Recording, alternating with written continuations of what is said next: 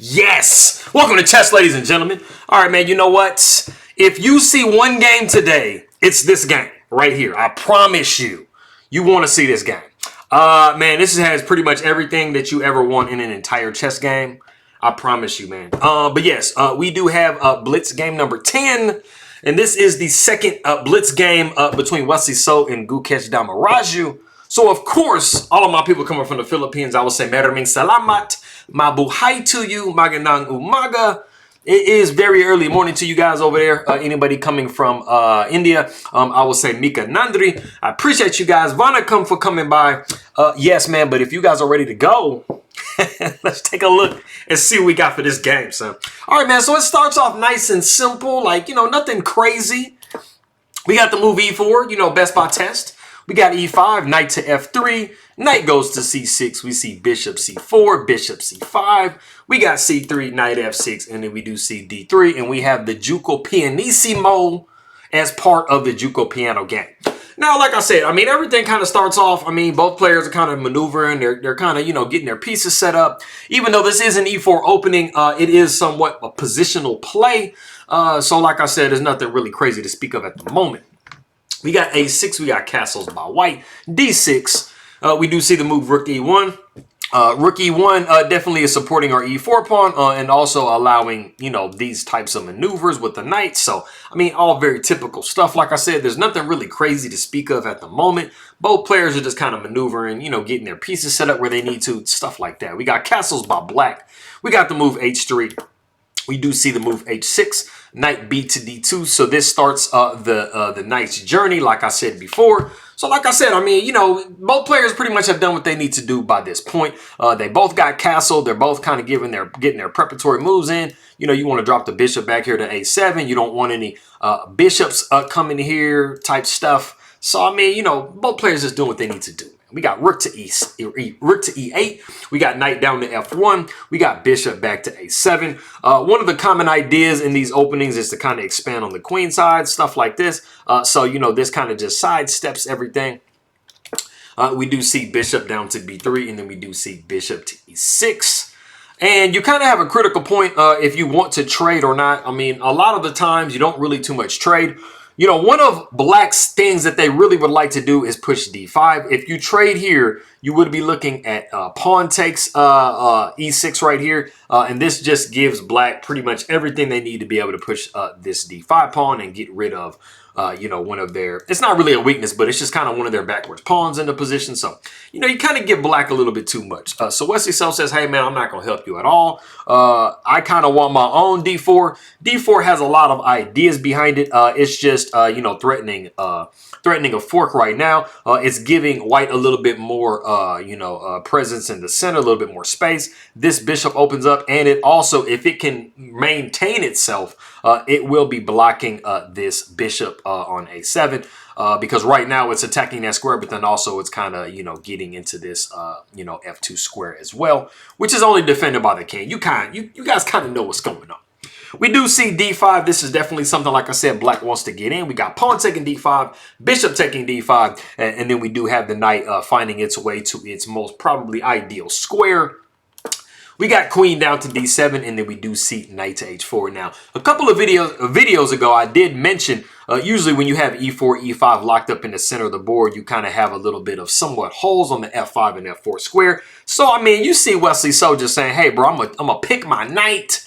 And you really don't too much want to go G6. You know, you're kind of weakening the position around your king. So, you know, you're kind of trying to, you know, get your opponent to kind of play some of those little defensive moves. We do see rook A to D8. And then we do see the move knight H to F5.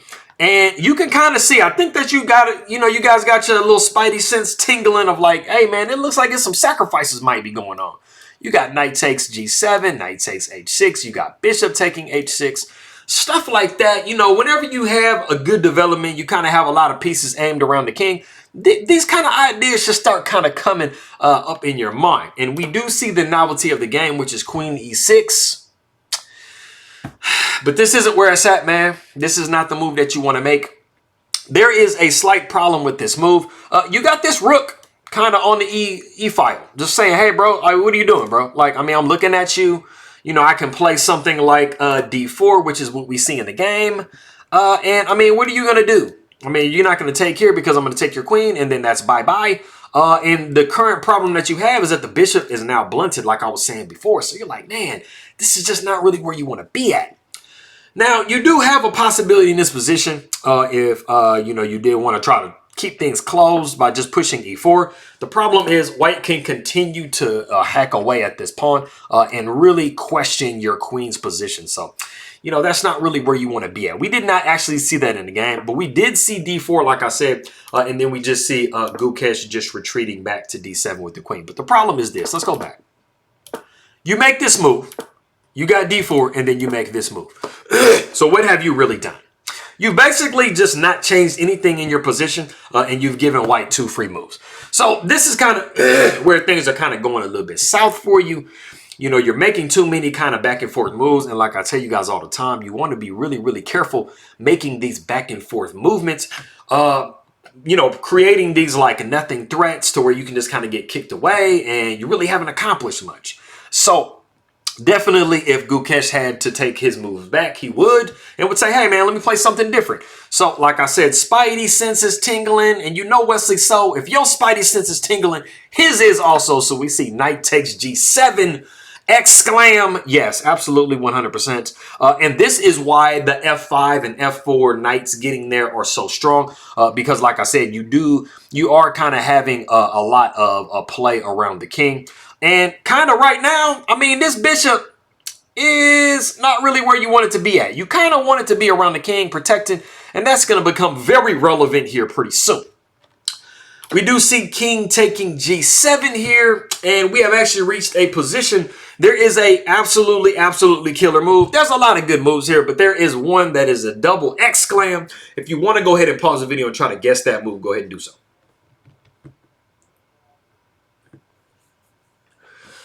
Okay, so I don't think a lot of people are really going to get this move. It takes a lot of deep calculation.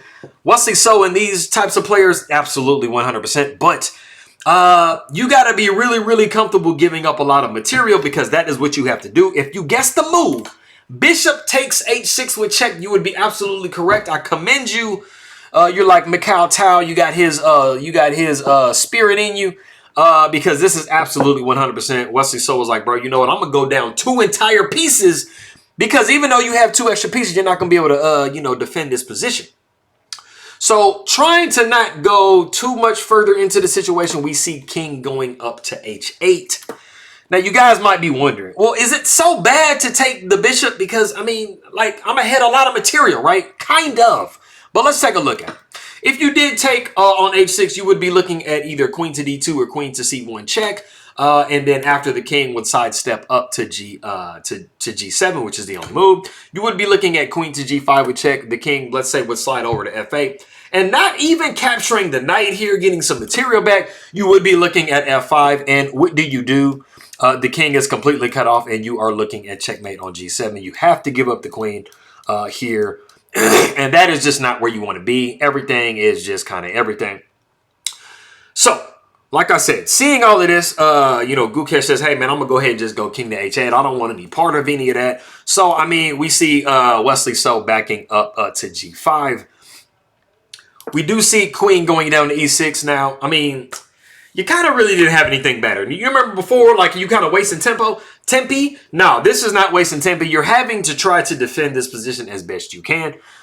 We do see bishop going to f5. These bishops, homie. Like, they're like, bro, I don't want you to be in the game at all, man. The queen is just moving again. We got knight up to h5, just adding insult to injury on that pin. We do see knight going back to h7, and we just get the knight out of there. We're like, bro, you know what? The knight doesn't need to be there. Bishop takes h7. We got king taking h7, and then we do see queen to g4. And like I said before, this bishop is on vacation way on the other side of the board. That is not where you want it. You want it over here somewhere, kind of something, man. You know, you didn't fiend kettle or anything, but it's like, man, look at this king, bro. He's taking on the whole world by himself. Absolutely not, man. We got queen going over to g4, which might kind of seem like it's defending, but then we play queen to h4. We got king back to g8, and then we have rook to e3. And this is what Wesley So saw before. This is what you kind of have to be thinking. Okay. White has these 4 pieces that are literally kind of in the vicinity of where Black's king is at. And if you really calculate it, you really kind of only have these 2 pieces that are defending. This bishop is not really kind of involved in the situation. Rook is coming to g3. You kind of have all 4 of these pieces kind of hanging out way on the queen side. So yes, when you're thinking, yes, white is down, let's see, 3, 4, 5, and then you got 3, 6. So white is down an entire piece, but look at how many pieces they have in the attack compared to what black has. So that is something that you have to be calculating as well. So we see pawn taking d4, which, I mean, there really wasn't anything you can do in this position anyway. So you might as well play like a5 in this position. But we do see pawn taking d4 and then rook to g3. And, I mean, look at this. Rook against the king, but then the queen is kind of in the way. And you absolutely do not want your queen right here, bro, at all.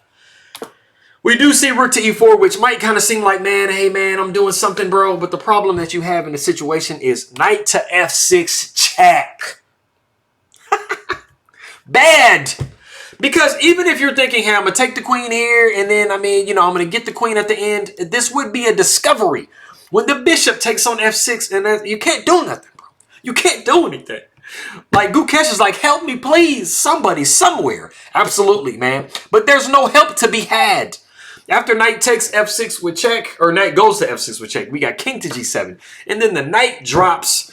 Man, you got this situation here. You got the bishop moving wherever it wants to. You got this going on. Like, bro, you got too much stuff, bro. And it is in this position that Gukesh resigns the game. There is nothing more to be had at all. Like I told you a second ago earlier in the game, this is the game that you want to see. If you want to see the exciting, like sacrificial, like, you know, just like cutthroat, all kinds of everything, this is the game that you see. You don't want the boring, like, you know, we're maneuvering, we're going to draw. You don't want any of that, man. So if you did not want that, then this was the game for you. And if you stayed until this point, then you know what I'm talking about, man. So, bro, what's going on, man? All my people in the Philippines, maraming salamat sa king makaibigan. Posting on Nuno Inga King my video. I appreciate you guys very much. Mabuting pagbati. Vanakkam for anybody who came from India. Mika Nandri, I appreciate everybody very much for stopping by. Anybody else from around the world, I appreciate you very much, and I'm going to catch you guys on the flip side.